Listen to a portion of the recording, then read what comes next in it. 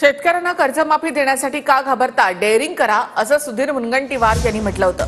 तर कर्जमुक्ती देणार नाही ही भूमिका अयोग्य असं मुनगंटीवारांनी सरकारला सल्ला देखील दिलाय.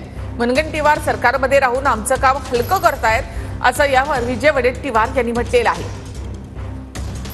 मागणी आहे, अरे डेअरिंग करा, काय घाबरता? कर्जमुक्ती देण्यासाठी अध्यक्ष महाराज, ही कर्जमुक्ती देण्याची आवश्यकता आहे आणि मी हे सांगू शकतो.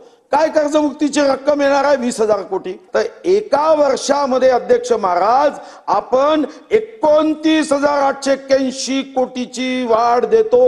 वाढ देताना तिजोरीत, ठीक आहे, तिजोरीत पैसे नाही अध्यक्ष महाराज, आणि आपण कर्जमुक्ती देणार नाही, ही काही योग्य भूमिका होणार नाही. मुनगंटीवारजी आमचं काम थोडं हलकं करतायत सत्तेत राहून, त्यांना शुभेच्छा आहेत आमचं.